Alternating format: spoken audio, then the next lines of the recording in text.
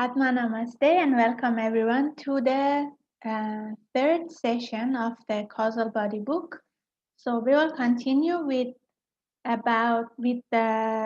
chapter 9, and it's about different group souls, minerals, vegetables, animals, and then we will talk about individualization, the process. So let's begin with a short invocation. Please close your eyes. Inhale and exhale slowly and deeply. Relax your body. If you feel any pain or discomfort at any area of your body, bring your awareness to that area and mentally say, I let go. I am not the body. The body is just a vehicle of the soul. I am the soul. I am that I am. Visualize your whole body disintegrate and disappear. All the pain and discomfort disintegrate and disappear. All the cells and organs in your body disintegrate and disappear. What remains is just brilliant white light. Inhale slowly and deeply. Exhale slowly and deeply. Inhale and exhale. Now please bring your awareness higher to your thoughts and your emotions. Just observe each and every thought that comes to your mind and fades away. Mentally say, I am not my thoughts. I am not my emotions. Thoughts and emotions are just products of the soul. I am the soul. I am that I am. Visualize all your thoughts and emotions disintegrate and disappear. All your fears, worries, frustrations disintegrate and disappear. What remains is just brilliant white light. Inhale slowly and deeply. Exhale slowly and deeply. Now bring your awareness higher to your crown chakra and mentally say to the Supreme Being, Divine Father, Divine Mother, to our spiritual teacher, to Grandmaster Shuak Oksui, to Lord Mahaguruji Mailing, to all the great ones, all the holy gurus, holy masters, saints, archangels, holy angels, and spiritual helpers. Thank you for all of your priceless blessings, for divine light, divine love, and divine power, divine guidance, help, and protection, inner healing and physical healing, good health and happiness, prosperity and abundance, spirituality and illumination. Thank you for illuminating our minds. To all the masters of the Theosophical Society, to Arthur Powell, thank you so much for all of your priceless blessings. Thank you for helping us to understand this book properly. Thank you in full faith. Inhale slowly, inhale all the blessings. Exhale slowly and be aware of your whole body. Inhale slowly. Exhale slowly. Inhale slowly. Inhale all the blessings. And exhale slowly. Now be aware of the presence of each and every person in this session and mentally say Atma Namaste. Thank you for being here. And when you are comfortable, gently open your eyes with a big smile. Atma Namaste. So let's begin the session. We already discussed about the process of the group souls and the process of dividing and subdividing until it leads to individualization. So today we want to discuss this a bit deeper per kingdom. So we will discuss about the mineral group souls, the vegetable group souls, animal group souls, and then we will discuss about the process of individualization to human being as we are. Okay, so Let's continue with this. Chapter 10 is about mineral group soul. So we discussed that from the higher triad, we have this lower triad as a group soul in the previous chapter, and this group soul is connected to so many, let's say, animals, plants, and each of these will experience whatever experience, bring it back to the group, and the group will benefit. And because of certain experiences that each individual has, they start creating groups within the group soul, and therefore it becomes divided and subdivided. So today we want to discuss this process in more detail. So starting with mineral group souls. A mineral group soul may thus be defined as a collection of triads enclosed in a triple envelope consisting of mental elemental essence, astral monadic essence, and physical atomic matter. Within the group soul are shown some lower triads attached, of course, to their respective higher triads. These again being linked to their overshadowing monads. These triads within the group soul are not at the moment plunged into any mineral substance. Below the group soul are shown a number of irregular shapes which are intended to represent groups or blocks of mineral substances. Within some of these blocks are to be seen some lower triads, the lines rising upward from these indicating that they belong to their parent group souls hovering over them. So it's representing this diagram. We have these higher triads, then we have the group soul and the three layers that we discussed already in previous chapters. And these show like blocks of minerals. Okay. So the lower triad, which previously was immersed in it, is shown in the act of withdrawal towards its parent group soul, while the habitat of the mineral group soul may be said to be that of its densest envelope. For example, the physical, in other words. The most active working of mineral group soul is on the physical plane. So this mineral group soul is most active working in the physical plane. Later we will see that in the animal and in the plants and animals, it will change to astral and mental. And this one, the A you see here is written A, it's already disintegrated and going back to the group. So it's like from the group we have several minerals and each have their own experiences. Once the life is finished, they disintegrate, go back and benefit the whole group. So it means the whole group will evolve from the experiences of each of these blocks. Every lower triad has to pass through the mineral kingdom, this being the place where matter reaches its grossest form, and where the great life wave reaches the limit of its descent and turns to begin its upward climbing. So if you remember, we said that the evolution is first involution and evolution. So first the spirit needs to get entangled more and more with matter as third elemental kingdom, second and first, and then mineral kingdom. So when during the mineral kingdom is the lowest, actually lowest part of this arc where spirit is really intermingling with matter, means it's already too much uh, engrossed with matter, and then it will go upward to vegetable, animal, human. So we will have the upward arc, which we will discuss. The consciousness gradually learns to recognize the impacts from without, to refer them to the outer world, and to realize as its own the changes which it undergoes in consequence of those impacts. By prolonged experience, as the consciousness feels the pleasure or pain arising from the impact, identifies itself with that pleasure or pain, and begins to regard as not itself that which touches its external surface.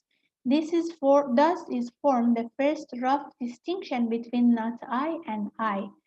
So it means through the experiences, with the outside world, this the consciousness feels the pleasure or pain arising from the impacts from outside and gradually differentiates between I and not I.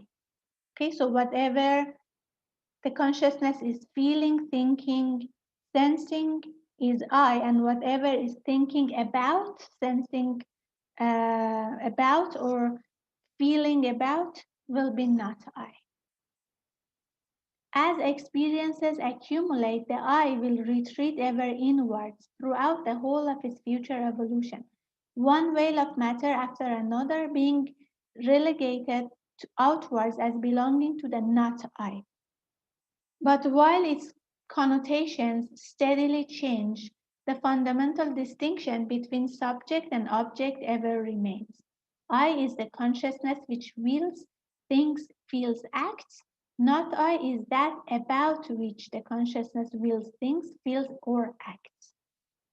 Okay, so you see, initially in the process of evolution, I think this was discussed in the solar system book or will be discussed here later on. First is towards differentiating between I and not I. So means it's like focusing more on self. So even selfishness, as we know it as a lower emotion, in the process of evolution serves at some point because first we need to distinguish what is me and what is not me. So what feels, thinks, acts, wills is I, and what I feel, I think, I act about is not I. So more focus on I. And then as we are evolving upward, then again from I, it will go to unity with all, oneness with all. So initially is more and more individualization to I, and eventually from I to oneness. So consciousness thus awakens on the physical plane, as we have said, and its expression is through the physical permanent atom. In this atom lies sleeping. It sleeps in the mineral, according to a well-known aphorism. And therein some degree of awakening must take place, so that it may be roused out of this dreamless sleep and become sufficiently active to pass on into the next stage, that of the vegetable kingdom, where it is destined to dream. So first, in mineral kingdom, more expression is like in the physical, more working in the physical world.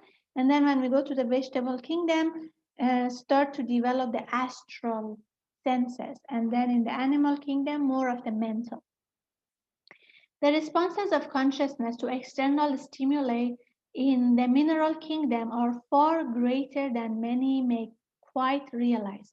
Some of these responses indicating that there is even a dawning of consciousness in the astral permanent atom. So means although the consciousness is more in the physical world, but we see some the start of feeling senses, feeling emotions also, responding to emotions. Okay, so it's like the beginning of consciousness in the astral permanent atom. Thus, chemical elements exhibit distinct mutual attractions, and chemical compounds are continually being broken up when another element intrudes. Two elements forming a silver salt, for example, will suddenly separate from one another in the presence of hydrochloric acid. The silver uniting with the chlorine from the acid, leaving the hydrogen from the acid to form a new partnership or compound with the discarded element, which formerly was united to silver. So it's a bit of, but this beginning of sensing emotion is first showing as attraction and repulsion. Okay, and then gradually lead to the development of astral senses in the vegetable kingdom. Thus, astral consciousness is slowly aroused from the physical, a little cloud of astral matter being drawn around the astral permanent atom by these slight three links. This astral matter is, however, very loosely held and seems to be quite unorganized. At this stage, there does not seem to be any vibration in the mental unit. So since this is only the earlier stages of evolution, when the spirit is really what you call mixed with matter. So we have more activity in the physical plane, but there are some development of activity in the astral plane. But there seems to be no vibration in the mental unit. Now here, there is a chart showing which material, which element is connected with which ray. Okay, so ray 1, the jewel at head of the ray is diamond, and some other jewels like rock crystal. Second ray, sapphire, lapis lazuli, turquoise, all of this is also in the second ray. Third ray, emerald, aquamarine, jade, malachite is all connected with the same ray, third ray. Now, there will be one future study session which we will focus on the rays. Okay, so we will study the rays in more detail. What is the quality of each ray? But for now, ray 1 is will, ray 2 love, ray 3 intelligence, ray 4 harmony, 5, 6, and 7 are connected with 1, 2, and 3. So 5 is connected with 3, 6 is connected with 2, and 7 is connected with 1. Okay, so in future studies, we will read a book just about the rays. So ray 4, jasper, agate, serpentine, and all of them are also connected with the same.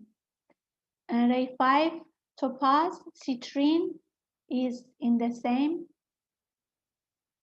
Ray 6, ruby, tourmaline, garnet, rhodonite, all of these are connected with ray 6. Carnelian, all of these are connected with ray 6. And ray 7, amethyst. And we have porphyry and violin, also connected with ray 7. Okay, interesting, no? Even from the mineral stage, we already see the rays. Interesting. Okay, now say the next chapter, chapter 11, vegetable group souls. So once the evolution in the mineral kingdom finish, it will go to the vegetable kingdom. Now we will discuss our vegetable group souls. It will be observed that the wall of the group soul has now 2 layers only. The outer one is composed of astral monadic essence, of astral atomic matter, the inner one of mental elemental essence, of matter of the 4th mental subplane.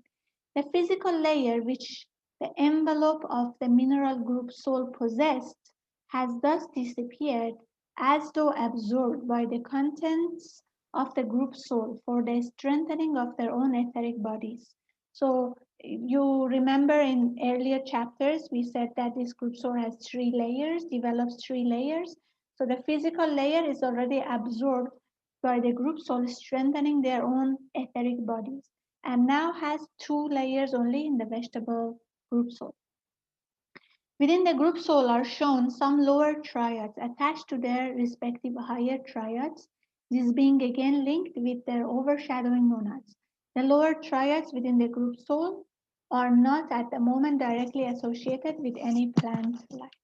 Okay, so again, there is a diagram showing these lower triads and these vegetable forms, groups of vegetable forms, and this A shows one vegetable which is already, life is already ended and is disintegrating. Therefore, the consciousness is going back to the group soul.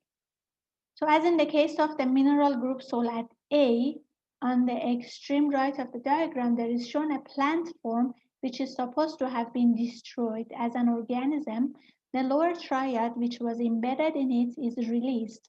On the destruction of the form, the group soul then withdrawing it back into itself, as indicated by the arrow in the diagram.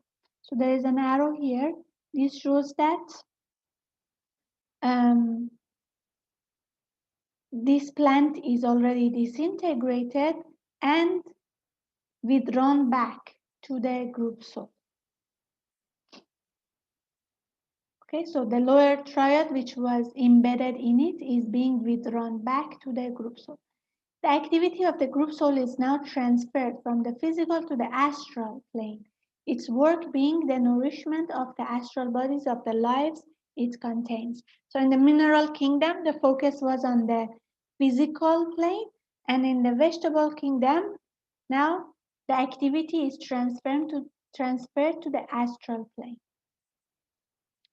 The method of interchange of vibrations and consequently of segregation continue as before. So this is what we discussed in chapter 8 about dividing and subdividing within the group soul. The group souls therefore constantly divide and subdivide, becoming thus not only more numerous, but also more different from one another in their leading characteristics. During the time that is spent in the vegetable kingdom, there is more activity perceptible in the astral permanent atom than was the case during the period spent in the mineral kingdom. So means now, because the focus is more in the astral plane, there is more activity observed in the astral permanent atom compared to the one in the mineral kingdom. So in consequence, the astral permanent atom attracts around itself astral matter, which is arranged by the devas in a rather more definite way. In the long life of a forest tree, the growing aggregation of astral matter develops itself in all directions as the astral form of a tree. That astral form experiences vibrations which cause massive pleasure or discomfort, set up in the physical tree by sunshine and storm, wind and rain, heat and cold, etc. These experiences being passed on to some extent to the permanent atom embedded in that particular tree. So it means based on what the tree experiences, the heat, the cold, the wind, rain, storm, sunshine, all of these create pleasure or discomfort. And all of these emotions are gathered in the permanent atom of the tree. As stated before, when the tree form perishes as a tree, the permanent atom retreats within the group soul, taking with it its rich store of experiences, which it shares in the manner previously described with the other triad in the group soul. So imagine this is the tree. So the tree, based on what the tree experiences from the outside world, will feel certain pleasure or discomfort. Like let's say when there is sunshine, feels pleasure. When there is wind and rain, feels a discomfort. All of this gathers in the permanent atom. Once the tree disintegrates and like dies, this permanent atom goes back to the group soul and shares the experiences with the rest of the group. And as you remember, we said in chapter 8, there are some other vegetables which had rather similar experience, let's say, to this tree, being tree A. So, therefore, they vibrate with the same kind of vibration. And as a matter of fact, after incarnation, they create groups within the group. And then there is this segregation happen in the group, and the group divides also. So this continues again and again and again. The group divides and subdivides. Furthermore, as the consciousness becomes more responsive in the astral, it sends little thrills down to the physical plane. These give rise to feelings which, though really derived from the astral, are yet felt as though in the physical. When there has been a long separate life, as for example in a tree, there will be a slight arousing of the mental unit. which will gather round it a little cloud of mental matter. On this, the recurrence of seasons, etc., will slowly impress itself as a faint memory, which becomes a dim anticipation. So, means although the focus is in the astral plane, but still there are some dim vibrations and happening in the mental plane. So these appear as a faint memory of seasons, because like seasons keep repeating. So seasons create similar experiences for the tree every year. So somehow it creates a faint memory, um, and therefore becomes a dim anticipation. So means there is some activities, a little activity in the mental plane, and therefore slight arousing of the mental unit, which will gather around it a little cloud of mental matter.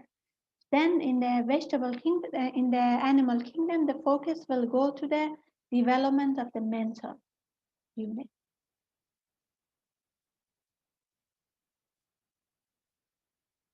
Okay, so then the next kingdom is the is the animal kingdom. So chapter 12 is about animal group souls. Now the activity of the group soul is now transferred a plane higher to the lower mental plane, and it nourishes the uh, inchoate mental bodies of the contained triads, thus gradually strengthening these into outlines less vague. So means initially these lower in the lower mental plane, these mental bodies of animals initially are very vague and not developed. So the activity will now focus more on the mental plane and therefore strengthening them, making them less vague, the outline less vague gradually. Just as in the earlier kingdoms, the devas guide the triads into animal forms. Also, as in the mineral and vegetable kingdoms, the lower forms of animal life, such as microbes and amoeba, etc., show a permanent atom only as a visitor, now and again, and obviously in no way depend upon it for their own life and growth, nor do they break up when the permanent atom is withdrawn. These animal forms are thus merely hosts, which from time to time receive permanent atoms as passing guests. In no sense are they bodies formed around the permanent atom. In fact, before the devas, at a much later stage, built forms around these permanent atoms, the atoms in the animal kingdom must have received and stored up many experiences. Okay, so the diagram this time shows the animal group souls. So similar to the previous ones that we see, these are groups of animal forms, and the group A shows an animal which is already destroyed, animal form which is already destroyed, and going back to the group soul now, withdrawn back. Okay, now just look at this, we will explain it further. This shows the formation of the dividing wall as we discussed in chapter A, and eventually lead to division of the group soul to two. So we discussed in chapter 8 that because of similar experiences, there tend to become grouping inside the group soul, and then this dividing wall will shape, and eventually that group soul will be divided into two, and these two will be subdivided into more. So it's like increase in number this way, until eventually there is only one soul, one higher soul for one incarnated soul. We will discuss about it later. Now, needless to say, in the animal kingdom, the permanent atoms receive far more varied vibrations than in the lower kingdoms. Consequently, they differentiate more quickly As this differentiation proceeds, the multiplication of group souls goes on with increasing rapidity. The number of lower triads in any one group soul, of course, is steadily diminishing. Again and again, the group soul divides until eventually each lower triad possesses its own separate envelope. The triad is still within the enveloping case of elemental essence, which protects and nourishes it. It is drawing near to individualization, and the term group soul is no longer strictly applicable to it because one lower triad clearly is not a group. It is a single lower triad which has separated off from the group to which previously it belonged. So means this process happens again and again and again. The group soul gets divided and subdivided and subdivided until one group soul has only one lower triad. And we cannot really say group soul to it anymore, but this is the process, this is the stage that the animal is very near to the individualization, but still remains with a group soul because it's like the fetus in mother's womb, like after month 7 still remains, let's say, for 2 more months just to get more protection and more nutrition before it borns as a baby, as a human baby. Okay, we will discuss about it shortly. So this diagram shows the stage which has now been reached. In the group soul envelope, there is but one lower triad, but there are still several animal forms attached to the group soul. The next stage is reached when there is only one animal form attached to the group soul. Okay, so this is number B. So in A, you see still a group of animals is connected with one group. So this the division continues until there is only one animal connected with one group soul. This is the stage is very near to individualization. Now, large numbers of the higher domestic animals have reached this stage and have really become separate entities, incarnating in a succession of animal bodies, although they have not as yet, of course, attained to the possession of a causal body, a true mark of individualization. Okay, so only when the causal body is developed, that is true mark of individualization.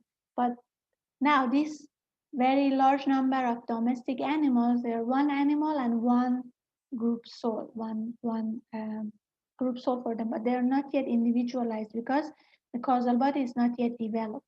So they still keep reincarnating as an animal until they go to the human kingdom. Now, before passing on to describe the very interesting process of individualization, we may here note an analogy between the animal when it is approaching individualization and the human antenatal life. The animal at this stage corresponds to the last 2 months of the human fetus. Now it is known that a 7-month child may be born and may survive, but it will be stronger and healthier, more vigorous if it profits yet another 2 months by its mother's shielding and nourishing life. So it is also better for the normal development of the ego that it should not burst too soon, the envelope of the group soul, but should remain within it, still absorbing life through it and strengthening from its constituents the finest part of its own mental body. When that mental body has reached the limit of growth possible under these shielded conditions, then the time is right for the individualization to take place. So this stage is very similar to the last 2 months of fetus, although a 7-month fetus can already be born, but if it remains another 2 months in mother's womb, it becomes stronger and more vigorous, healthier when it's born. Okay, so therefore, although this stage is reached, which is very near to individualization, the animal continues to reincarnate in this stage to be for the mental body to be stronger, and therefore individualize later. Now it must be recollected that we are at present little more than halfway through the fourth round of the fourth chain, a little more than halfway through the evolution of this chain of worlds. Okay, so this is discussed in the solar system book. I recommend you to go back there and study this again. But we are already in fourth round of the fourth chain. So therefore we are a bit more than halfway through. So it is only at the end of this evolution that the animal kingdom is expected to attain humanity. Hence, any animal which is now attaining or even approaching individualization must be very remarkably in advance of the others. And the number of such cases is consequently very small. Okay, because there is a certain goal to reach at the end of this chain, and therefore, at some point, the door to individualize from animal to human gets closed because it's in no way the animal who just attained individualization and became human can reach the goal which is set for our chain. So therefore, the cases that are that reach individualization now are very rare and should be very remarkably advanced in advance of the others. Nevertheless, they do occasionally occur. Close association with man is necessary to produce these results. Okay, so the animals who stay with human, domestic animals like cats and dogs, they develop faster. They learn from human affect them, so they learn faster, their mental body develop faster. So possible that they get so much in advance and individualized. The emotions and thoughts of the man act constantly upon those of the animals and tend to raise him to a higher level both emotionally and intellectually. The animal, if kindly treated, develops devoted affection for his human friend and also unfolds his intellectual powers in trying to understand that friend and anticipate his wishes. Okay, we see, I used to have cats before. After some time, some of them they really become intelligent and they can actually anticipate, and like when you play with them they know um, what you are doing. It's like they become much more intelligent. And some of the dogs also, they are quite intelligent and they have lots of affection for their human friend. So this will help in their process of evolution actually. So it has been found that individualization, which lifts an entity definitely from the animal kingdom into the human, can take place only for certain kinds of animals, one for each of the seven great types or rays. So you remember we discussed about seven rays in the mineral kingdom. We also have the seven rays in the animal kingdom and plant kingdom. Okay, so some of them they have been already identified. Which animals are connected are the heads of these rays. Okay, so individualization can only happen from the head of the ray, means from that animal kingdom, from that animal type.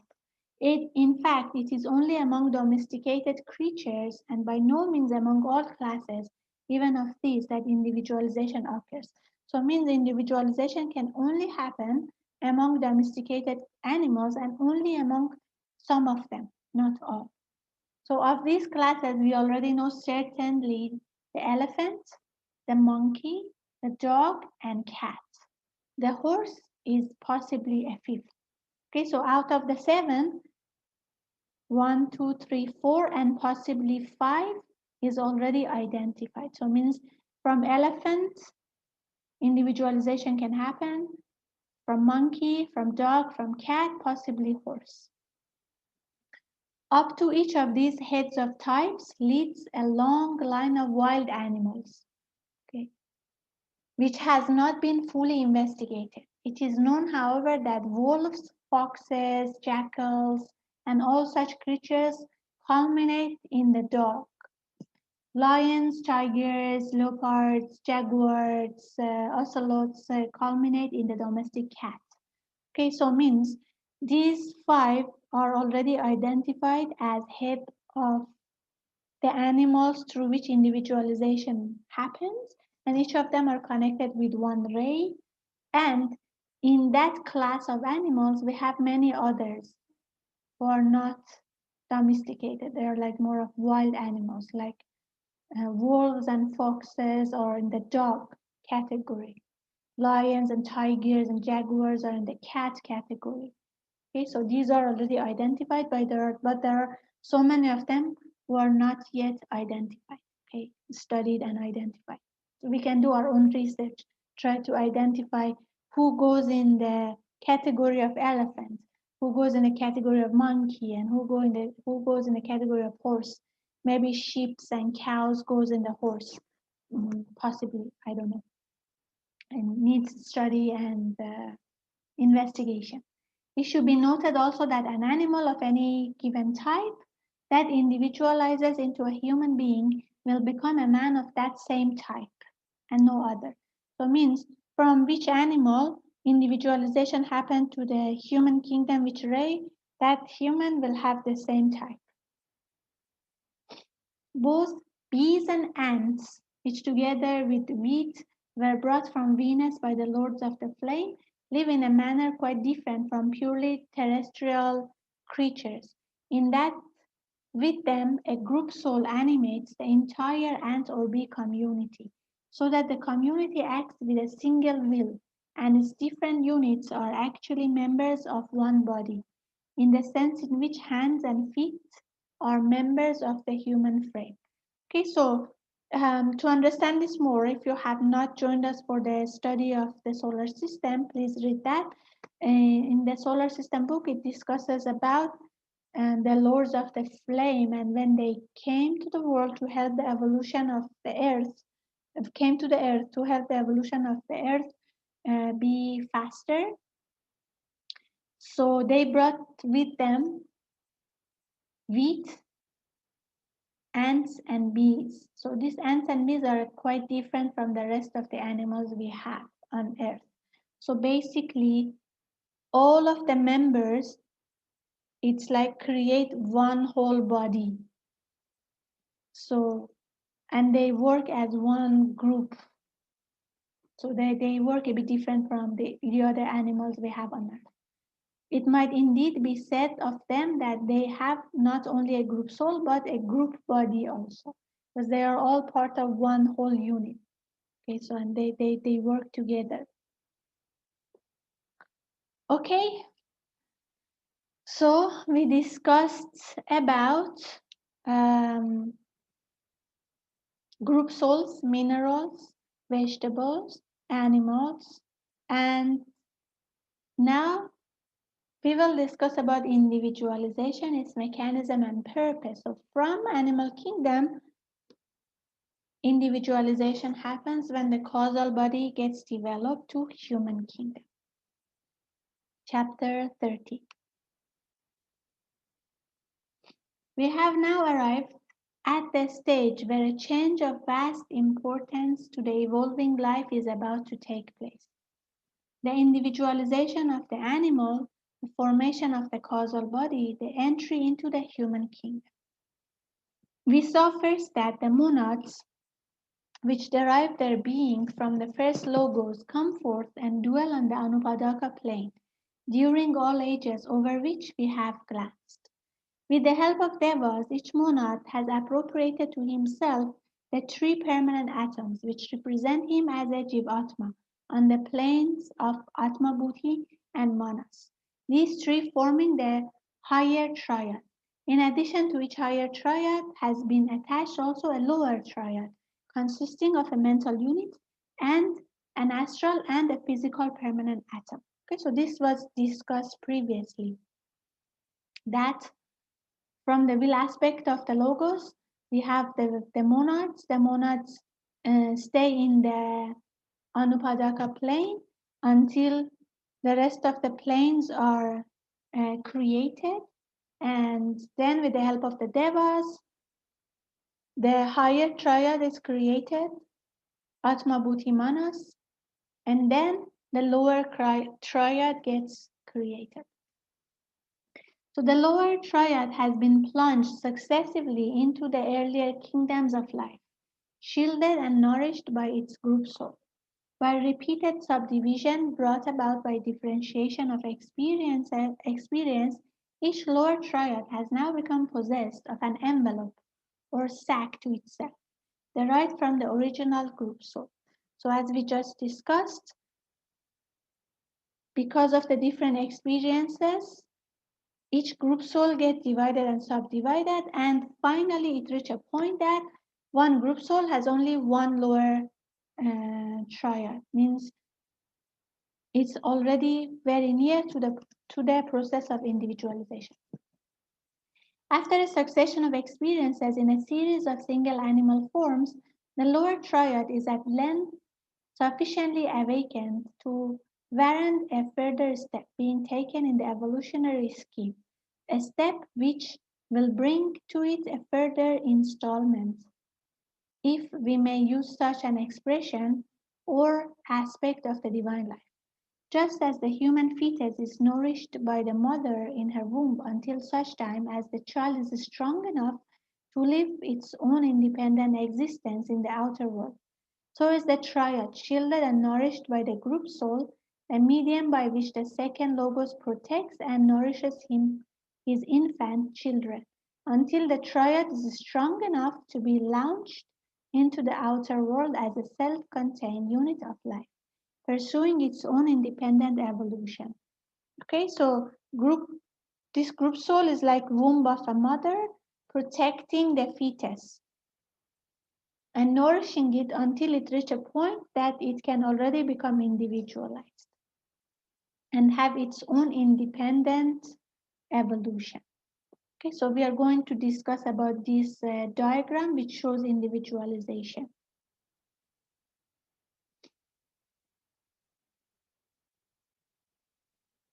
Thus is reached the term of antenatal life of the Jivatma, the higher triad of Atma Buddhi Manas, enclosing the life of the monad, the time being now ripe for his birth into the lower world.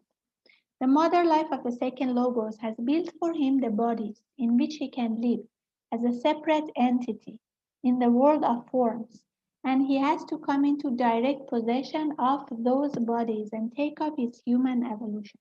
Okay, so means this group soul, this mother life, has already built for him the bodies which he can live as a separate entity. So means he is ready now to individualize and start his own separate human evolution.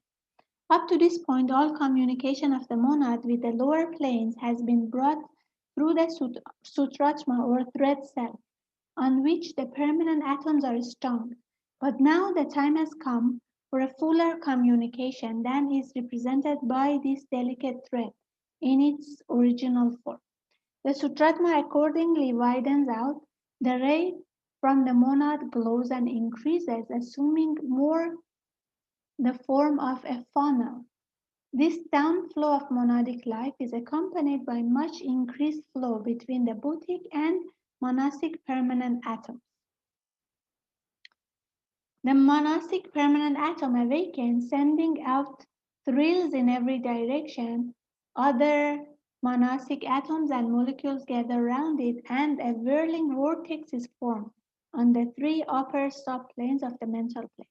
A similar whirling motion takes place in the cloudy mass surrounding the mental unit, which, as we have seen, is enveloped in the group soul.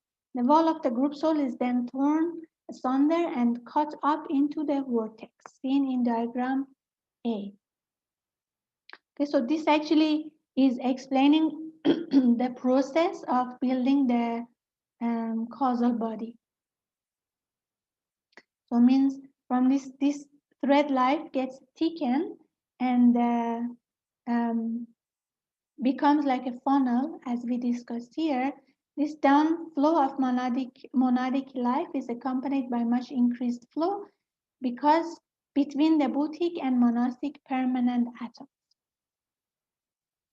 Okay, so here it is this disintegrated being resolved into matter of the third mental subplane, and as the whirlpool subsides, It is formed into a delicate filmy envelope, this being the causal body.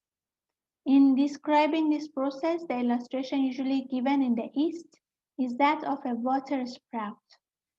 There we have a great cloud hovering above the sea, on the surface of which waves are constantly forming and moving. Presently, from the cloud is extended an inverted cone of violently whirling vapor like a great finger. Underneath this, a vortex is rapidly formed in the ocean, but instead of being a depression in its surface, as in an ordinary whirlpool, it is a whirling cone rising above that surface. Steadily, the two draw closer and closer together until they come so near that the power of attraction is strong enough to overleap the intervening space, and suddenly a great column of mingled water and vapor is formed where nothing of the kind existed before. It in just the same way, the animal group souls are constantly throwing parts of themselves into incarnation, like the temporary waves on the surface of the sea. At last, after the process of differentiation has continued to the maximum possible, a time comes when one of the waves rises high enough to enable the hovering cloud to affect junction with it. Then it is drawn up into a new existence, neither in the cloud nor in the sea, but between the two, and partaking of the nature of both. Thus it is separated from the group soul of which until now it has formed a part, and falls back again into the sea no more.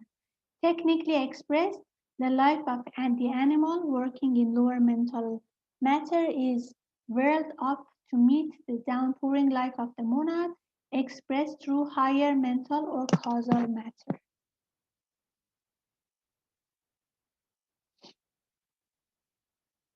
Okay, so it explained that this is A, we have the monad, atomic atom, boutique atom, mental atom. We have this group soul and the mental unit, astral atom, physical atom, which we discussed already.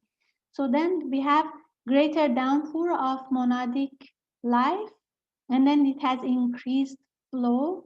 Mental atom sends out thrills, and it creates like a vortex. Then this it's like it said one of the waves rise so high and then creates the causal body somewhere in between. So mental unit awakens. This becomes like a vortex. This becomes like a vortex. Okay, now this explain again further because through the third outpouring, the life or the energy of this first aspect or first logos is already hovering over the monad. And when the consciousness is already ready to individualize, it's like rise above and merges with it, something like that. So means um, this this life of the first aspect has already been initiated like some time back, and it's already hovering above. And then when the time reaches, um, this rise like a wave and then creates the causal body in between using the energy of the using the life of this first aspect or first logos called the third outpouring. Okay, so we will discuss it further again here. The first wave or outpouring from the third logos or aspect plunges straight down into matter. So this we discussed previously, that the first outpouring is from the third aspect of God, which is the intelligent aspect, and comes straight down into matter. The line in the drawing indicating this, growing heavier and darker as it descends, showing how the Holy Spirit vivifies the matter of the various planes, first building the atoms and then aggregating the atoms into elements. Okay, we discussed that earlier. Into that matter, So vivified, the second life wave or outpouring from the second logos or aspect, God the Son descends through the first, second, and third elemental kingdoms down to the mineral kingdom. Then it ascends through the vegetable and animal to the human kingdom, where it meets the downward reaching power of the first logos, the third outpouring from the first logos or aspect. So after this first outpouring, we have the second outpouring, which goes through the kingdoms, build the kingdoms, and goes through like the third elemental kingdom, the second, the first, the mineral kingdom, then rise above vegetable, animal. And when it's ready to individualize, it meets it reaches the power of the first logos through the third outpouring. Meanwhile, the force of the third logos, the first outpouring from the third aspect after touching its lower point, also rises again. On this path of return or ascent, it is Kundalini, and it works in the bodies of evolving creatures. In intimate contact with the primary or life force, the two acting together to bring the creature to the point where it can receive the outpouring of the first logos and become an ego, a human being, and still carry on the vehicles even after that. Thus, we may say that we draw God's mighty power from the earth beneath as well as from heaven above. Okay, so besides this work of the second outpouring, which goes through the kingdoms and reaches the animal kingdom and then individualized, we also have the force or power of the first outpouring also helping in this process as Kundalini. We discussed this, I think, in the last session also. So both of them work together to create the human kingdom, to create the causal body and lead to individualization. Therefore, we may say that we draw God's mighty power from the earth beneath as well as heaven above. So it's like the work of the third outpouring as well as the first outpouring through Kundalini, and of course second outpouring reaches to human kingdom and then individualizes. So we cannot have one without other, but if one is greatly in excess, there are serious dangers. Hence, incidentally, the risk of any development of the deeper layers of Kundalini before the life in man is pure and refined. Whilst all three outpourings are truly the actual life of God Himself, yet there is a vital and important distinction between the first and second outpourings on the one hand and the third outpouring on the other hand. For the first and second outpourings have come down slowly and gradually through all the subplanes, drawing round themselves the matter of each of these, and enmeshing themselves in it so thoroughly that it is scarcely possible to discern them from what they are, to recognize them as divine life at all. But the third outpouring flashes straight down from its source without involving itself in any way in the intermediate matter. It is the pure white light, uncontaminated by anything through which it has passed. Furthermore, although in the diagram as originally published, the third outpouring was shown as coming forth directly from the logos, yet it has in fact issued from him long ago and is hovering at an intermediate point on the second or Anupadaka plane, where we know it as the monad. We have therefore ventured to modify the original diagram by inserting the triangle representative of the monad in its appropriate place in the stream of the third outpouring. Okay, so there are some differences between the first and second outpouring and the third, because first and second outpouring go through the kingdoms and the planes. Okay, but the third outpouring is like straight light, uncontaminated by the matter and straight down. And then it's actually was initiated long ago, hovering in the Anupadaka plane. So that's why there is a monad showing here. And when the animal is already reached a level that it can individualize, then individualization happens.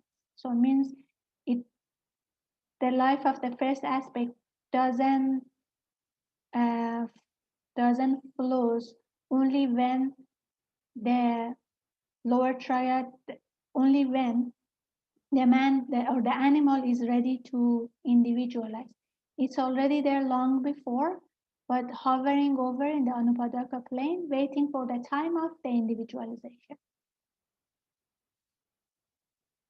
So this monadic inflow resulting in the evolution of the monad from the animal into the human kingdom continued up to the middle of the fourth race, the Atlantean. The human population thus continually receiving fresh recruits. So it means this individualization from animal to human continued up to the middle of the fourth race, the Atlantean root race. So that's why we had the human population increasing. This point represents the middle of the scheme of evolution in our planetary chain. And after it has passed, very few animals attain individualization. This is what we just discussed earlier. An animal who does succeed in individualizing is as far in advance of his fellows as is the human being who attains adeptship in advance of the average man. The Secret Doctrine, Volume 1, page 205, refers to this matter when it states that after a central turning point of the cycle of evolution, no more monarchs can enter the human kingdom. The door is closed for this cycle. So this is because we discussed this in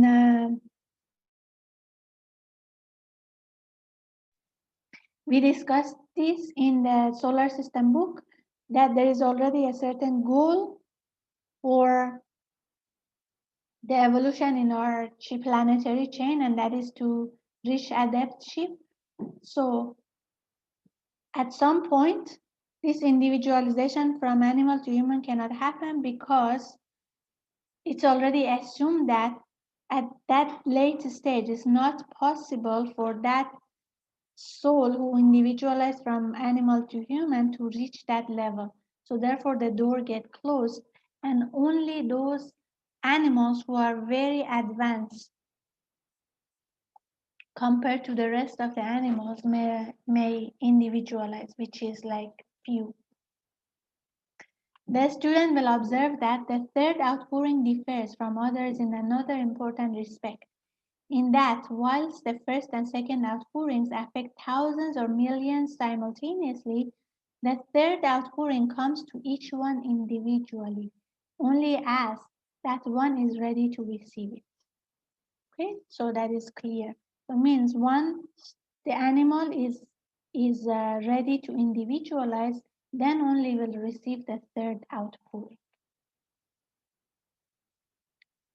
The third outpouring, as we have seen, has already descended as far as the boutique world, but comes no further until the upward leap is made by the soul of the animal from below. Then the two flash together and form the ego as a permanent individuality in the manner described. Whilst we speak of the individuality of man as being permanent, it must be understood that such permanence is relative only, for at a far later stage in evolution, the man transcends it and reaches back to the divine unity from which he came. Recapitulating briefly, we see that the Logos sent forth three mighty waves of his life through his three aspects in succession. The first shapes and ensouls matter. The second imparts qualities and builds forms. And third carries down the human monad to unite with the forms prepared by the second. The student should note that previous to individualization, the fragment of of the group soul has played the part of the ensouling force. After individualization, however, that which was the group soul is converted into the causal body, thus becoming the vehicle which is ensouled by the divine spark, which has descended into it from the higher world. Thus, that which until now has been the ensouling life becomes in turn the ensouled, for it builds itself into a form symbolized in ancient mythology by the Greek idea of the crater or cup, and by the medieval story of the Holy Grail. For the Grail or cup is the perfected result of all that lower evolution into which is poured the wine of the divine life, so that the soul of man may be born. Okay, so means the group soul um, has already prepared for the individualization and for the building of the causal body. Now, after this, the group soul is converted into causal body. Okay, and in the causal body, the which is ensouled by the divine spark. So means the group soul is converted into a cup or the causal body which receives the wine, which receives the divine spark, which receives um, basically ensouled by the divine spark. So means receive the energy, the flow of life from the divine spark. And then we have the divine spark, higher soul, and from the higher soul, then we will have the incarnated souls. So this is this is symbolized by the ancient mythology of the cup or the Holy Grail. For the Grail or cup is the perfected result of all that lower evolution. So it means all those lower evolution of the group soul leads to the creation of the causal body, into which is poured the wine of the divine life. So the life of the divine spark, poured into the causal body, so that the soul of man may be born. So means then we have the higher soul, and then from the higher soul we will have incarnated soul. Thus, as has been said, that which had previously been the animal soul becomes in the case of man the causal body, occupied by the ego or human soul. Now, ego refers to the higher soul. All that has been learned in its evolution is thus transferred to this new center of life. So it means whatever preparation done leads to this stage of building the causal body, which receives the life of the divine spark, creates the higher soul, and then through which the evolution of human continues. Now that the causal body has been formed, the higher or spiritual triad has a permanent vehicle for further evolution. When the consciousness in due time becomes able to function freely in this vehicle, the higher triad will be able to control and direct far more effectively than before the evolution of the lower vehicles. The earlier efforts at control are not, of course, of a very intelligent description any more than the first movements of an infant are intelligent, although we know that there is an intelligence connected with them. So the monad is now quite literally born on the physical plane, but he must be regarded as a baby there, a true individuality, but an infant ego. And he will have to pass through an immense period of time before his power over the physical body will be anything but infantile. Okay, so means now the causal body is there, and the monad has more power and more control. So this is like still it's like infancy for the ego or the higher soul. So it's like in spirituality you hear the terms the young soul, baby soul, and old soul. So it depends on when the individualization happens, and then after that, how many incarnations has happened, and how far the higher soul has developed.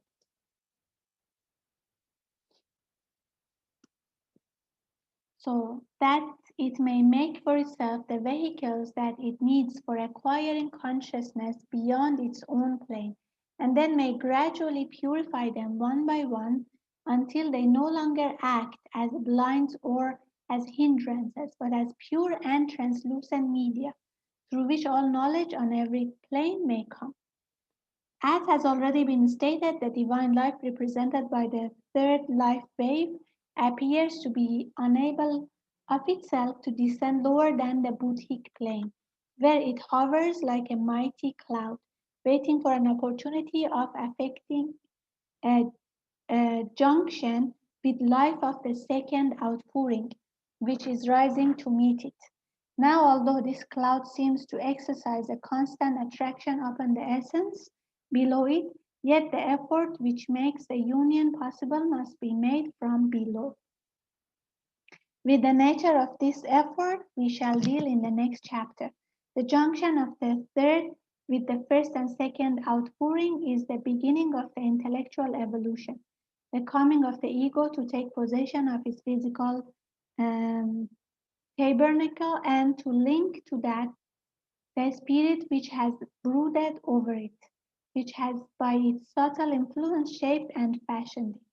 Okay, so this is what we already discussed here. So, and we also discussed it here. So means the life of the logos through the third outpouring from the first aspect is already hovering over here, waiting for the result of this first and second outpouring to meet with it, like create a junction to meet with it and create the causal body.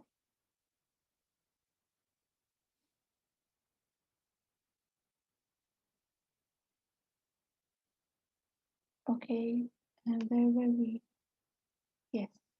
So man has well been defined in occultism as that being in the universe, in whatever part of the universe he may be, in whom highest spirit and lowest matter are joined together by intelligence, thus ultimately making a manifested God, who will go forth to conquer through the um, illimitable future that stretches before him.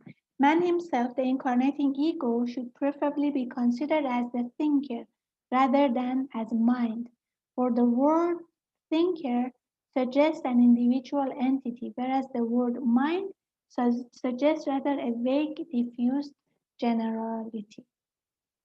Okay, that's clear.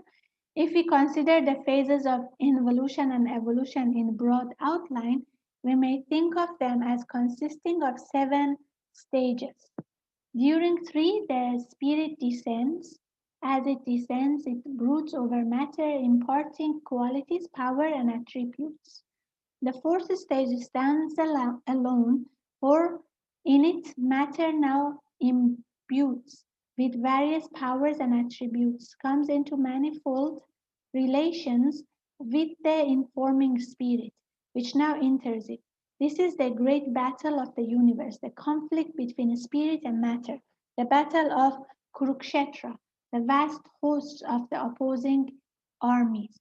In this part of the field, is the point of balance. The spirit coming into innumerable relations with matter is at first overpowered, then comes the point of balance when neither has the advantage over the other, and slowly the spirit begins to triumph over matter.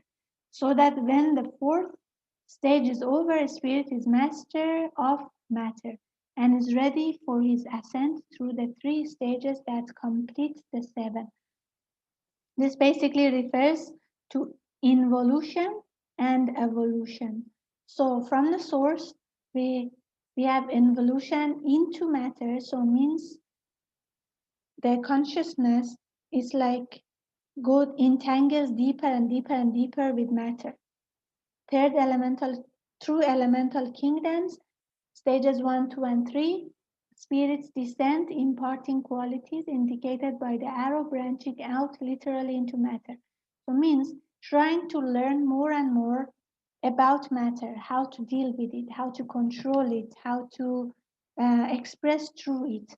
And during stage 4, which is the mineral kingdom, it's the battle known as the battle between spirit and matter, or the battle of Kurukshetra, where spirit is really deepest mingled with matter.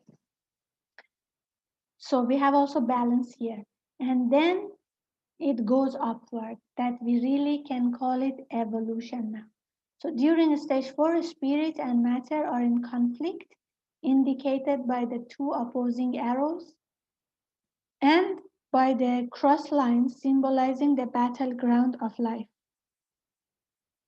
During stages 5, 6, and 7, spirit ascends gradually, attaining mastery over matter. So first, we descend into matter to learn how to work with matter, how to conquer matter, and then we rise above matter. The diagram also attempts to portray the splitting up of the line of spirit, multiplicity, thus emerging from unity, and the return of spirit to the level of its source, enriched by its experiences with and mastery over matter. Okay, so from unity to diversity, going back to unity.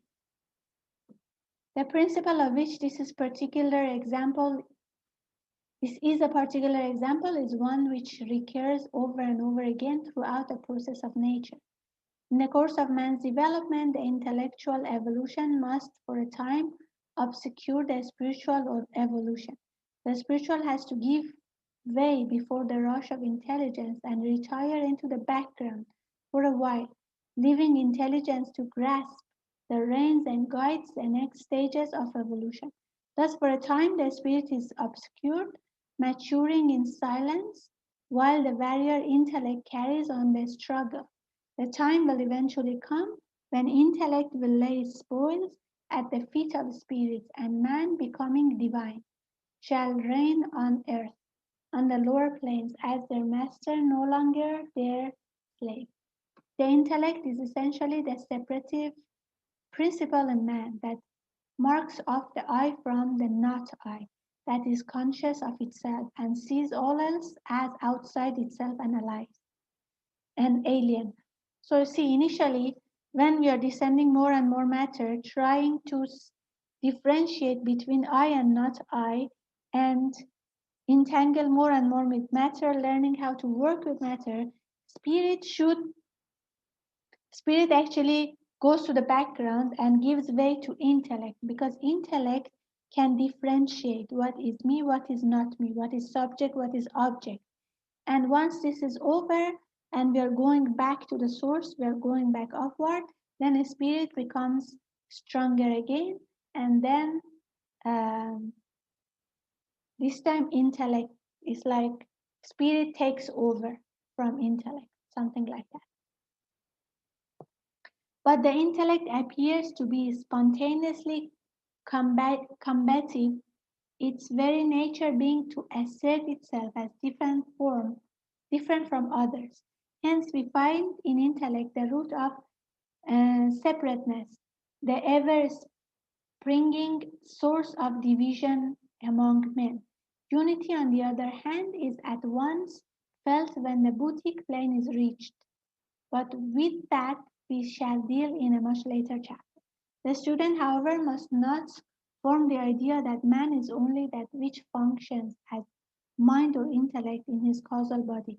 In essence, as we have seen, man is a spark of the divine fire, the monad, and that monad manifests its three aspects as a spirit in the world of Atma, as intuition, in the world of Buddhi, and as intelligence in the world of Manas. It is these three aspects taken together which constitute the ego which inhabits the causal body. Okay, so the quality of intellect is to differentiate. So that's why we see happening, like we differentiate ourselves from others and we focus on the self. That is the quality of intellect. Only when during this upward arc of evolution, when we reach to the Buddhic plane, then unity starts to appear again. So initially, the purpose is to become separate, to individualize, to understand ourselves. And then when we are evolving, leads back to unity. So it means from unity to individuality, and then from individuality to unity again. And we must not think that man is only the mind, only the intellect, only the intelligence. Because as we discussed, we have three qualities: light, love, and power.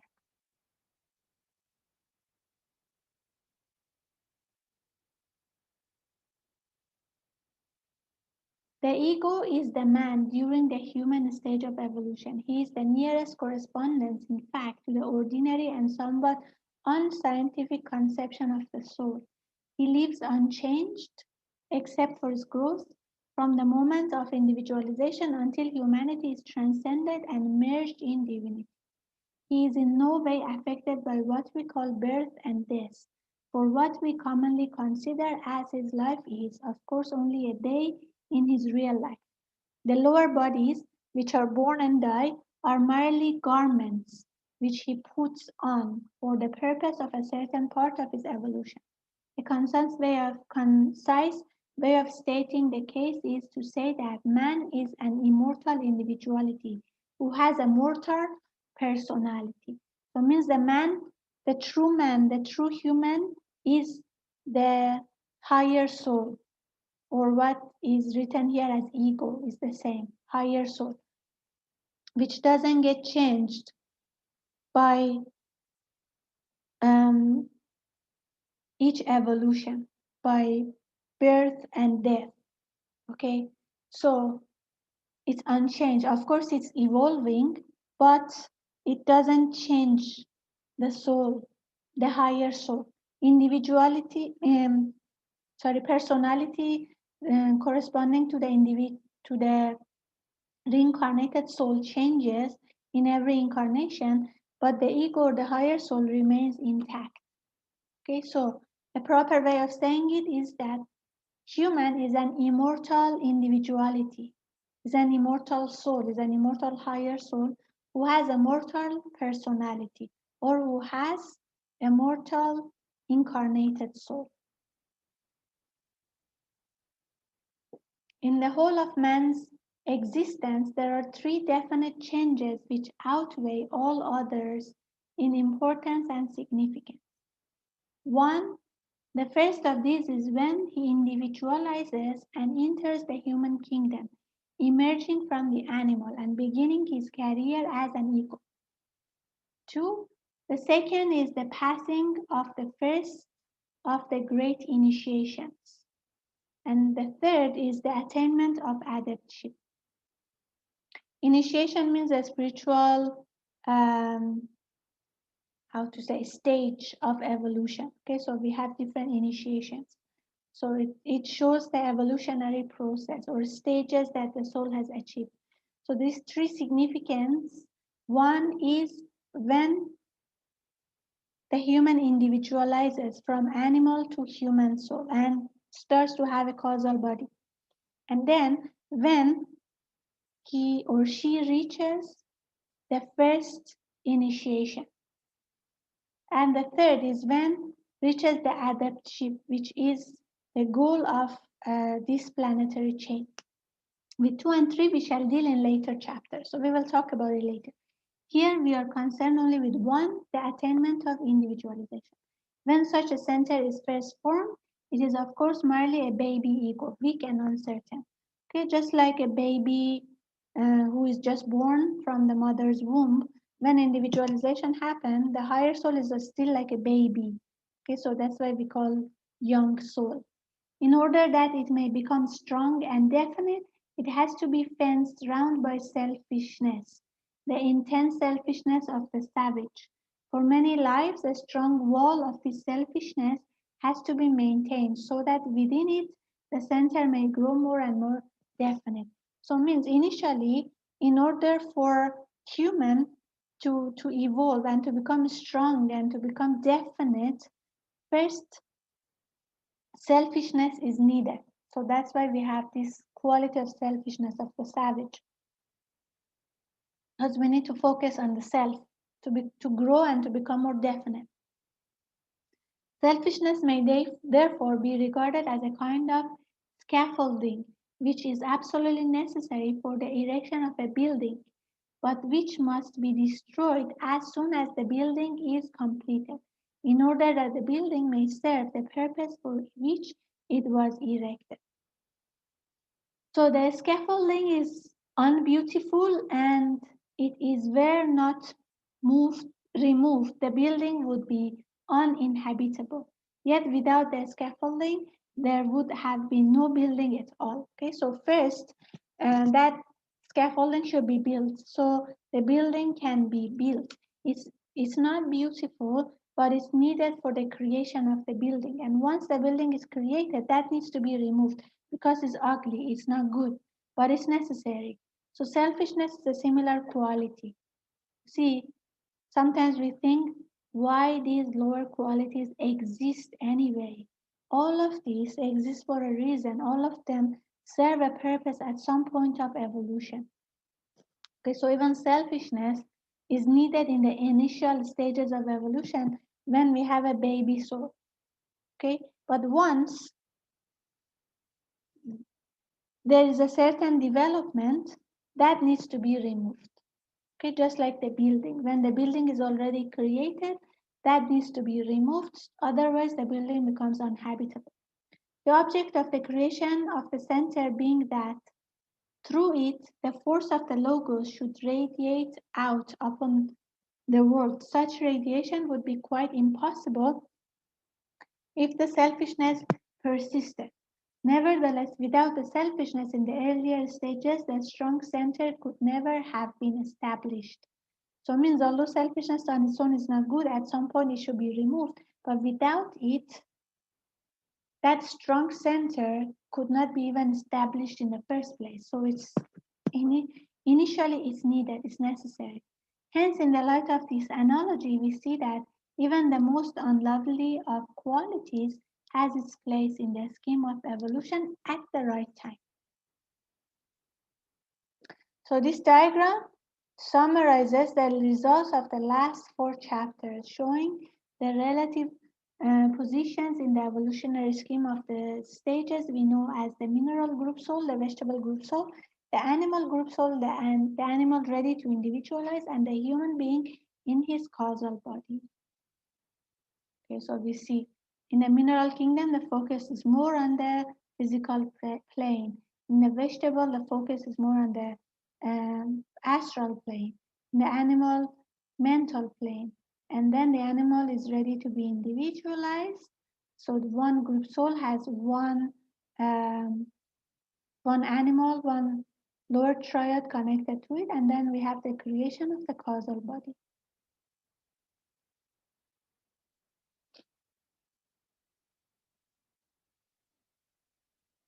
Okay, shall we continue chapter 14 or leave it to the next session? What do you think? Do you have questions to ask about the previous ones we discussed? And can you take one more chapter? Or is it too much already? Can you please reply in the chat?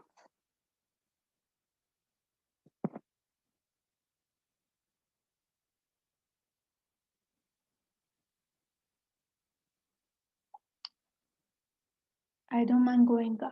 Okay, so let's also study chapter 14 and then we will finish. So we have finished 5 chapters today. Chapter 14 is about methods and degrees of individualization. So we discussed about the process of individualization. Now we discussed about what leads to individualization. What are the different methods and degrees of individualization? So the effort may take place in one of 3 distinct ways, and so exercise a very far-reaching effect on the whole future life of the entity concerned. Now, these are the proper ways of individualization. For some of you who joined us in the study of the solar system book, we also discussed about a few improper ways of individualization, which happened and led to creation of some human beings which created so much issues for themselves and the rest. So when an ego is formed, the three aspects of the higher triad, Atma, Buddhi, and Manas, must all be called forth. The first connection, however, may be made through any one of the three as follows: between the lower mind and the higher, between the astral body and Buddhi, between the physical body and Atma. The animal will thus individualize in the first case through intellect, in the second case through emotions, and the third case through will. So the connections are in three different ways: between the lower mind and the higher mind, between the astral body and Buddhi, and between the physical body and Atma. So three different ways: through intellect, through emotions, through will. Say light, love, and power. Light, love, and power. So we will now briefly consider each of these three methods. One, individualization through intellect. If an animal is associated with a human being who is not predominantly emotional, but whose chief activities are of a mental nature, then the mental body of the animal will be stimulated by the close association, and the probabilities are that individualization will take place through the mind as the result of mental effort made by the animal to understand his master. Okay, so if the animal is with someone who is very mental, not so emotional, but very mental, then this quality will be developed in the animal. And therefore, individualization can happen through the intellect, through intelligence. Second one is individualization through emotion. If, on the other hand, the master be an emotional man or woman full of strong affections, the probability is that the animal will develop chiefly through his astral body, and that the final breaking of the link with the group soul will be due to some sudden rush of intense affection, which will reach the Buddhic aspect of the floating monad belonging to it, and will thus cause the formation of the ego. Okay, so if the master is very emotional, full of love and affection, this quality will be developed in the animal. This reaches the Buddhic aspect and then leads to the creation of the higher soul or the ego. Last one, individualization through will. In yet a third case, if the master be a man of great spirituality or of intensely strong will, while the animal will develop great affection and admiration for him, it will yet be the will within the animal which is principally stimulated. This will show itself in the physical body by intense activity and indomitable resolution to achieve whatever the creature may attempt, especially in the service of his master. We thus see that the character and type of the master will have a great influence on the destiny of the animal. So now if the master is very willful, the will in the animal will get created. And this leads to the creation of the ego. Now the desire of the animal to rise constitutes a steady upward pressure along all the lines mentioned, and the point at which that pressure finally breaks through the restrictions and forms the required link between the monad and the personality determine certain characteristics of the new ego, which thus comes into existence. So you see, these qualities show like a steady upward pressure. And if you remember earlier, we said it's like a huge wave that rise above and then break through the restrictions and forms the required link between the monad and the personality, and then leads to individualization.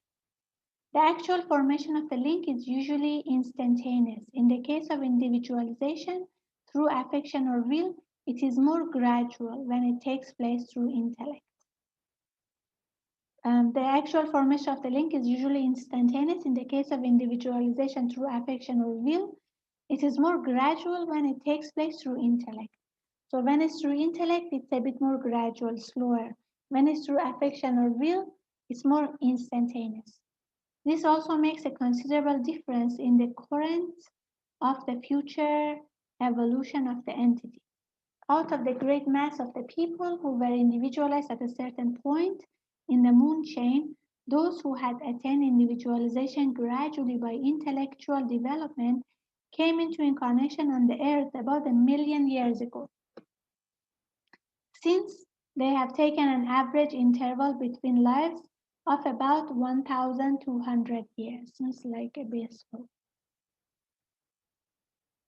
So the ones who individualized through intellect, based on the book, they came onto the earth in incarnation about 1 million years ago.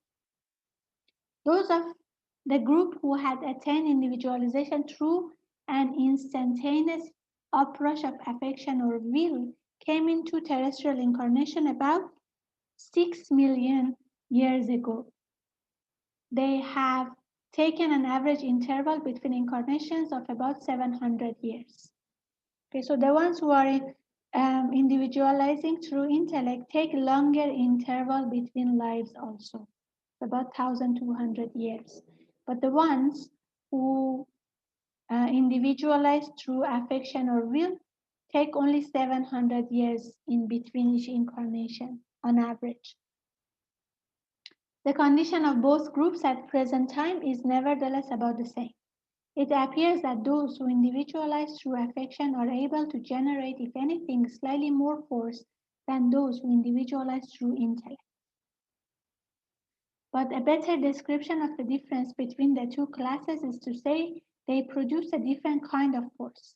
The shorter interval between lives is due to the fact that this group takes its bliss in a much more concentrated form and therefore works out the result of an equal expenditure of force in much less time. It's just different approach. In fact, it appears probable that the period of the respective entries of these two groups upon terrestrial life was specially arranged in order that after running through about the same number of incarnations, they might arrive at the same point and be able to work together. So although one took longer interval between the ones who were individualized through intellect took longer interval between each incarnation, and the ones who individualized through affection or will took shorter time, but they reached at the same point. So means this is probably arranged in such a way that through the same number of incarnation, they might arrive at the same point and be able to work together. The necessity of bringing groups of people into incarnation together in order not only that they may work out mutual karmic interrelations, but also that they may all learn to labor together towards one great end, is evidently a dominant factor in regulating the rate of the expenditure of force. Okay, so they need to come together so they can work together towards one great end, one great goal. Besides the differences in the method of individualization, there are also differences in the degree of individualization, owing to the stage at which it takes place. For it makes a great deal of difference at what stage of development of the animal individualization occurs. Okay, so it means when the individualization occurs, which degree or stage of development of the animal, it makes a difference also. Thus, for example, if a dog were to individualize as is presumably possible, it could be only a very low type of individualization. Probably it would at most be nothing more than a separated fragment of a group soul with a monad hovering over it, connected perhaps by a line or two of spiritual matter. A case of this kind would correspond to the lunar animal men, those equals who individualize from the earlier stage of the animal kingdom at which individualization was possible.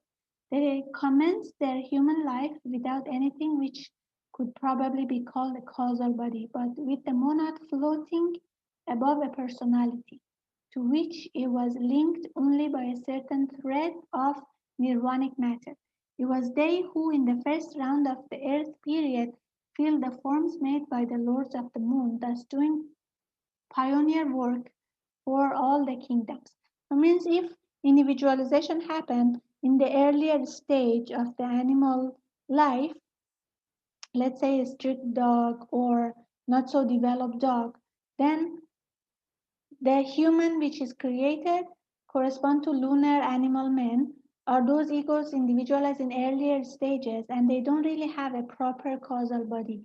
It's like a monad floating above the personality with a link connecting to the personality. A really intelligent and affectionate pet dog. Now, if the dog is like a pet and living with human for some time, or a cat, on the other hand, whose owner looks after him properly and makes friends of him, would certainly, when he individualized, obtain a causal body at least equivalent to that of the first order of moon men. Various intermediate types of domestic animals would produce the basket work causal body, such as that obtained by the second order moonmen. The last named class of egos had not yet fully developed a causal body, but had what might be described as the skeleton of such a vehicle, a number of interlacing streams of force which indicated the outline of the void that was yet to come. They had consequently a somewhat curious appearance, almost as though they were enclosed in a kind of basket work of the higher mental matter. So you see, when individualization happened, create a difference also. If individualization happened in a pet dog or cat who has been with his or her master for like years and already developed a stronger astral body, mental body, then it creates a proper causal body. It was called first order of moon men. These individualized in the moon chain. More detail in the solar system book. Then there is a group of animal like humans who individualize from animals who are not yet like pets, pet dog or a cat. Maybe they're a street dog or they're like still a bit wild. So when they individualize, the causal body is not really created properly. It's like the monad is hovering over the personality with a thread connecting to it.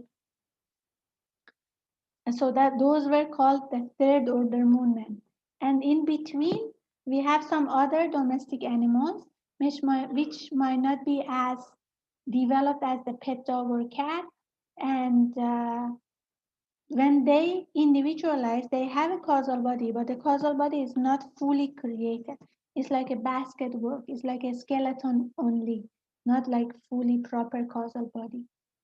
And these were called the second order moon. The determining cause of these different causal bodies lies in the stage at which individualization takes place. If the animal, a dog for example, has been for a long time in contact with man and is one of a small group of 10 or 20, then on individualization, a complete causal body is formed. So you see, if the animal, let's say a dog or a cat, has been in long time in contact with a man, okay, and is part of a small group of 10 or 20, then individualization creates a complete causal body. If there are about 100 in the group, the sheep-dog stage, a basket work causal body is formed. If there are several hundreds, the pariah dog stage, there is formed the indication of a causal body made by connecting lines. Okay, so pet dog, sheep dog, maybe like pariah dog, street dog. The amount of work done in the attainment of any given level in evolution is practically always the same, but in some cases more is done in one kingdom and less in another. For the various kingdoms of nature overlap a good deal, so that an animal who reached the summit of intelligence and affection possible in the animal kingdom would skip over the absolutely primitive conditions of humanity and show himself as a first class individuality from the beginning of his human career. On the other hand, one who leaves the animal kingdom at a lower level will have to begin correspondingly lower down in the scale of humanity.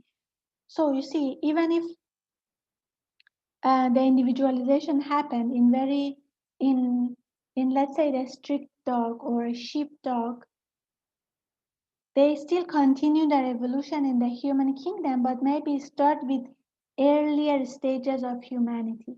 But let's say if a pet who has been with human for many years individualizes, then can already start with a little higher stages of humanity, not very lower down the scale, a little higher stage.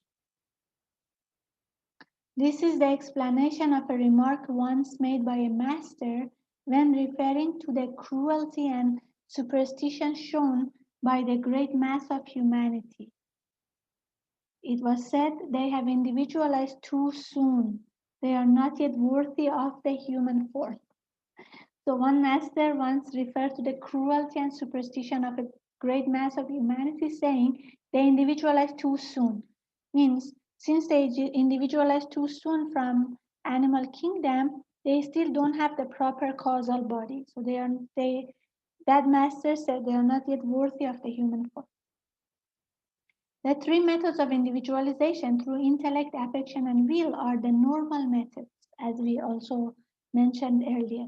Occasionally, however, individualization is attained in other ways, which we may call abnormal or irregular ways. For example, at the beginning of the moon chain, a certain group of beings were at the point of individualization and were drawn towards it by their association with some of the perfected inhabitants, whom we call the lords of the moon. An unfortunate twist, however, entered into their development, and they began to take so great a pride in their intellectual advance then that became the prominent feature in their character. They worked not so much to gain the approval or affection of their masters as to show their advantage over their fellow animals and to excite their envy. So, this is one of the wrong ways. So, it seems there were some group of animals, and so some twist happened, and they wanted to develop not because they wanted to develop, but because not because they wanted affection even from the masters, but because they wanted to show their advantage over their fellow animals and to create envy in them. So they developed so much of pride. This latter motive pushed them on to make the efforts resulting in individualization. So much pride made them isolated from the group. So if you know, pride like departs, separates people from each other, or like in this case, that animal from the rest of the group, and then the animal individualized. So the causal bodies which were formed showed almost no color but orange. Orange was the color of the pride. They were allowed to individualize apparently because if they had continued in the animal kingdom any further, they would have become worse instead of better. So when they developed so much of pride, they were allowed to individualize as human because if they remained as animal, they became worse. The detachment, or shipload as it is sometimes called, numbered about 2 million. 2 million animals in the moon chain individualized through pride. They individualized by pride, and though clever enough in their way, possessed by little of any other quality. The members of this orange shipload from planet A of the moon chain declined to enter the vehicles provided for them in the Earth chain, while the golden colored egos from globe B and the rose colored egos from globe C accepted the conditions, entered into the vehicles, and fulfilled their destiny. You want to know more about this? Go back to the study of the book Solar System, because this orange group declined to incarnate in their bodies that were created for them in the earth chain, and therefore the karma went back to them and the condition for them became much worse than before, and they created lots of issues for themselves. All through their history, these orange egos caused trouble to themselves and to others, owing to their arrogance and unruliness.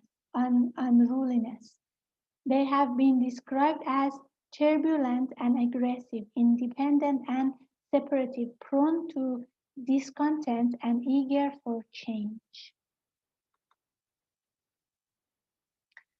Some of the cleverest of them became the notorious Lords of the Dark Face in Atlantis, and later world-devastating conquerors, caring nothing for the thousands who were slain or starved in the course of gratification of their mad ambition, or later still, unscrupulous millionaires aptly termed Napoleons of finance.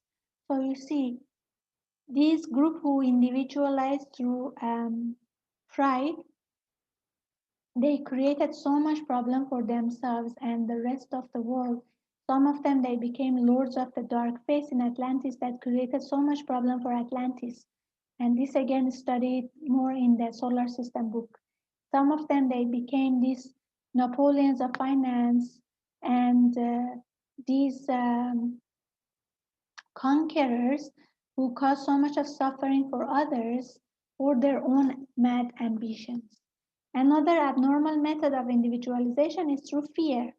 In some cases, animals which have been cruelly treated by man have developed cunning by their strenuous efforts to understand and avoid the cruelty, so that they have broken away from the group soul and produced an ego possessing only a very low type of intellectuality.